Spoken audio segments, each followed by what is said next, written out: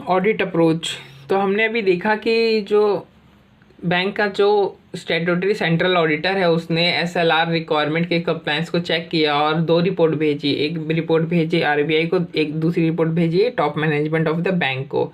और इस रिपोर्ट में इसने दो एस्पेक्ट कवर किए थे। एक दो था correctness of compilation of detail position और दूसरा था मेंटेनेंस ऑफ लिक्विड रिजर्व्स।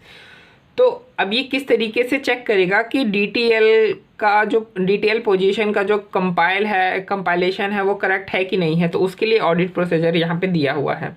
यानी जो दो एस्पेक्ट्स कवर करने थे उसमें जो पहला एस्पेक्ट था करेक्टनेस ऑफ कि verifying correctness of compilation of detail position, तो उसके लिए क्या ऑडिट प्रोसीजर उसको लगाना है वो यहाँ पे दिया हुआ है। BA मतलब ब्रांच ऑडिटर है और इधर B मतलब ब्रांच है। तो ये B1 B2 B3 क्या ऑडिटेड ब्रांच है और ये नॉन ऑडिटेड ब्रांच है B4।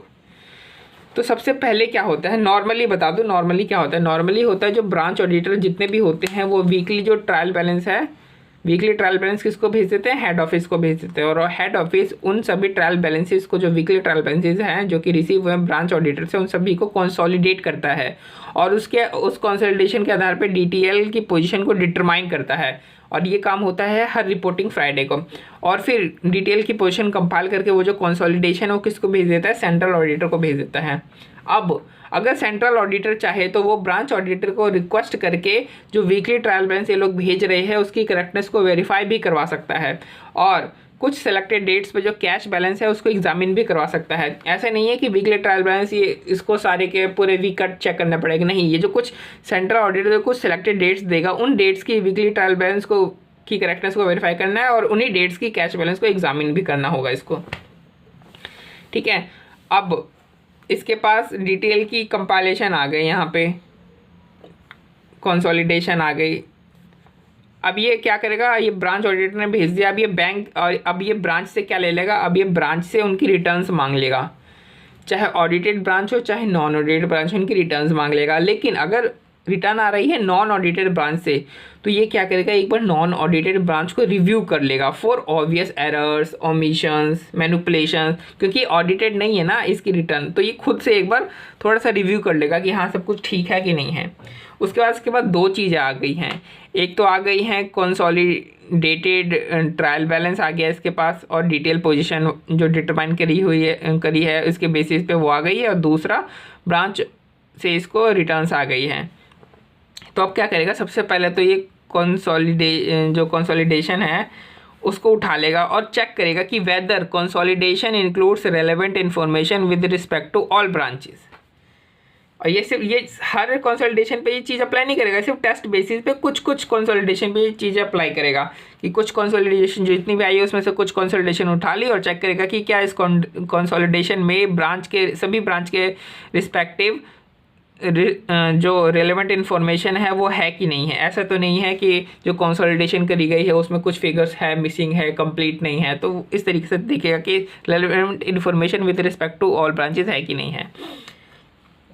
फिर ये क्या करेगा, क्रॉस वेरिफिकेशन करेगा। इसको जो ब्रांच से जो रिटर्न मिली है और ब्रांच ऑडिटर और या फिर हेड ऑफिस से जो भी कंसोलिडेशन मिला है उसको, इन दोनों को एग्जामिन करेगा, क्रॉस वेरिफिकेशन करेगा। यानी examine consolidation with respect to related returns received.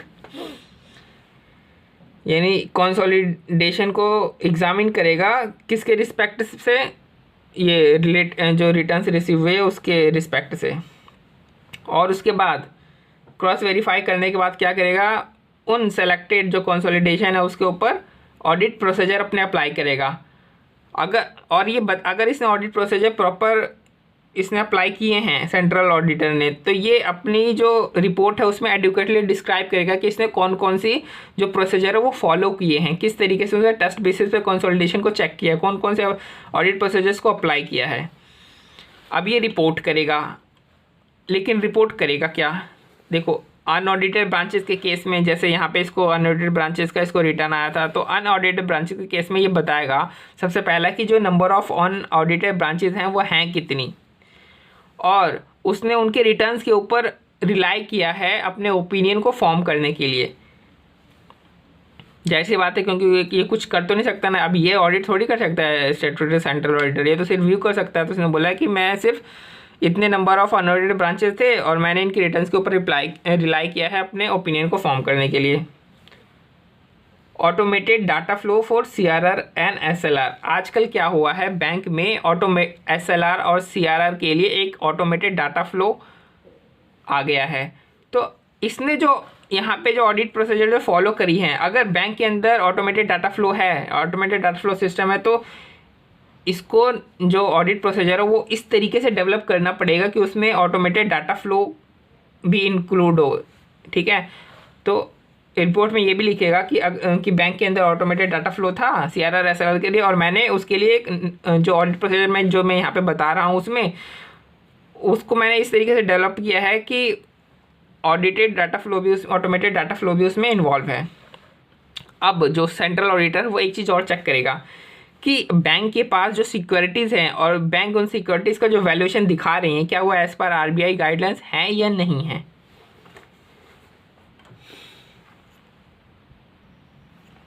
Exclusion. While examining the computation of DTL, specifically examined that the following items have been excluded from the liabilities. अब जब स्टैट्यूटरी सेंट्रल ऑडिटर जब computation देखेगा DTL की, तो उसको ये चीज़, तो DTL की कंप्यूटेशन में ये सारी जो लाइबिलिटीज़ हैं वो इंक्लूडेड नहीं होनी चाहिए, वो एक्सक्लूड करनी चाहिए, यानी कंपटीशन में ये चीज़ें कंसिडर नहीं करनी है, लायबिलिटी से एक्सक्लूड कर देनी है। तो कौन कौन सी चीज़ें हैं पहले मैं एक बार बता देता हूँ। देखो, कुछ चीज़ें ऐसी होती है ना कि जो कि बैड डेट हो जाती हैं, फिर बाद में उसकी रिकवरी हो जाती है। तो जब बैड डेट हुई होगी तो अमाउंट तो नेट हो गया होगा, ख़त्म बैलेंस हो गया होगा, और जब रिकवरी होगी तो अमाउंट दोबारा से क्या होगा, डेबिट हो जाएगा, डेबिट में आ जाएगा। तो इसका मतलब ये नहीं है कि उसने आपके पास जमा कराया, डिपॉजिट करवाया है तो वो आपकी लायबिलिटी हो गई, वो एक्चुअली आप ही का अमाउंट है। तो इसलिए हम इसको यहाँ पे लायबिलिटी में कंसिडर नहीं करेंगे क्योंकि हमारा ही अमाउंट है ये।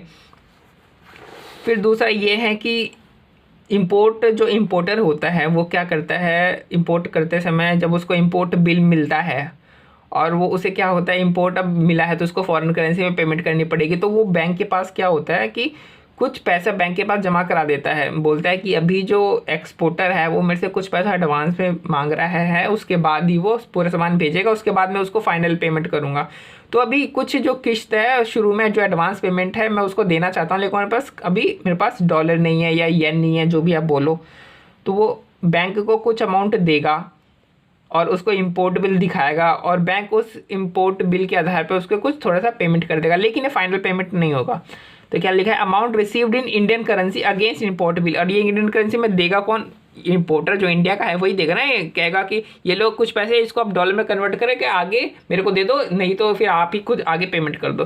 तो amount received in Indian currency against import bills and held in sundry deposits pending receipts of final rates के। अभी फाइनल रेट कुछ ही तय नहीं हुआ है, जब वो मेरे को भेज देगा तब मैं उसको फाइनल पेमेंट करूँगा। फिर है तीसरा यहाँ पे कि जो हर बैंक होती है ना उसका एक लिंक ब्रांच होता है। लिंक ब्रांच में कौन से काम होते हैं, dividend warrants, interest warrant, refund of application money, इस तरीके की एजेंसी बिजनेस होती है। तो इसमें जो भी पैसा पड़ा हुआ है जो कि आगे कस्टमर को रिटर्न करवाना है, यानी लिंक ब्रांच के अंदर जो भी पैसा पड़ा हुआ है और लिंक ब्रांच ने अभी तक उस पैसे को यूटिलाइज नहीं किया है, मतलब कि लिंक ब्रांच ने अभी तक उस पैसे को वापस जो कस्टमर है उनको नहीं दिया है, तो लिंक ब्रांच में जो भी अमाउंट पड़ा हुआ ना उसको आप डिटेल में नहीं काउंट करना है आपने।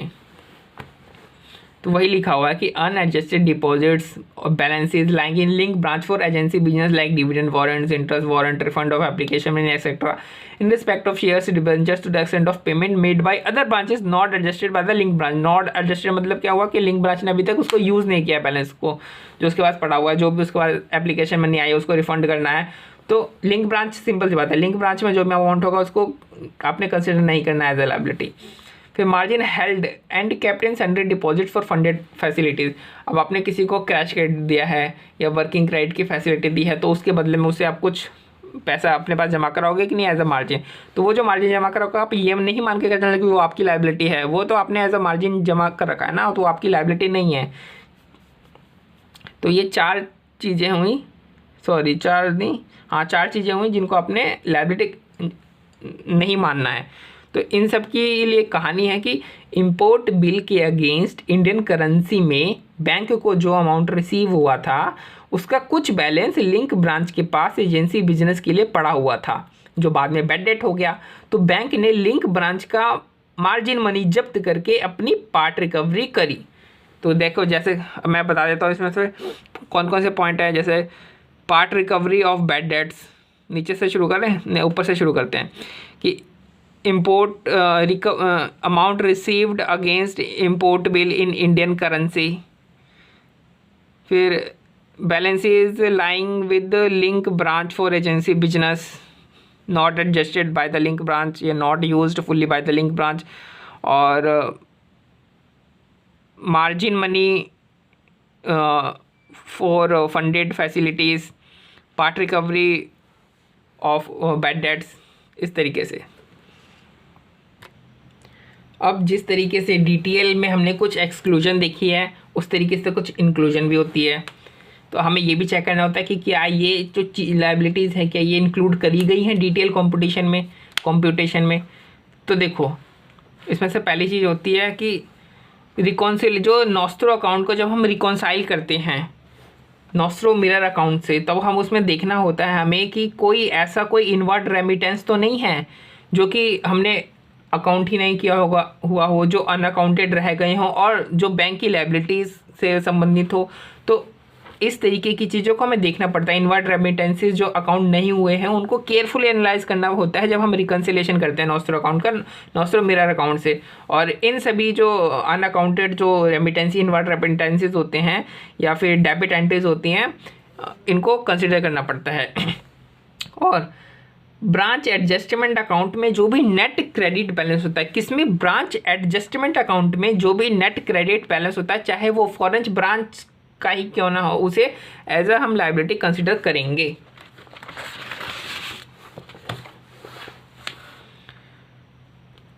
और जो भी इंडिया के जो बैंक हैं, इन्होंने जो विदेशों से जो बोरोइंग्स ले रखी है उसको लायबिलिटीज़ टू अदर कंसिडर किया जाएगा। क्या कंसिडर किया जाएगा? Liabilities to other. और उसको एज अ ग्रॉस लेवल पे लायबिलिटी करके दिखाया जाएगा।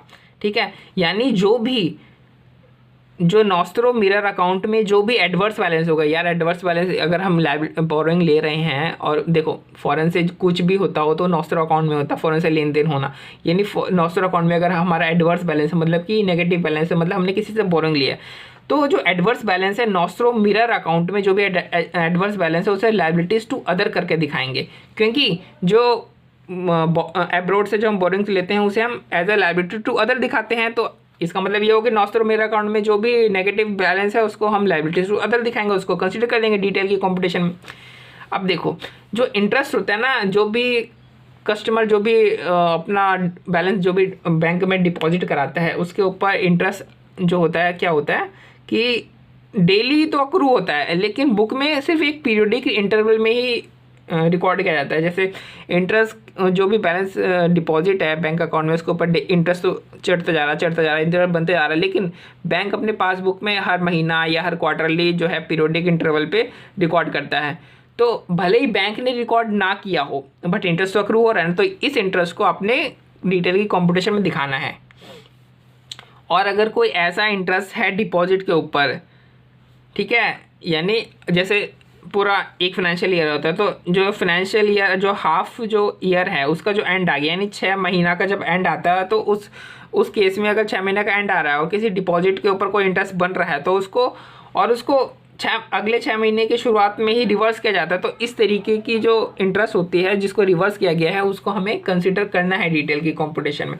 यानी interest on deposit as at the end of half year reversed in the beginning of the next half year, तो इसको भी हमें जो है वो कंसिडर करना है डिटेल की कंपटीशन में। तो इसके लिए भी हमने एक स्टोरी बना रखी है कि even though interest daily accrue होता है बुक में, ये पीरियोडिक इंटरवल पर ही रिकॉर्ड किया जाता है।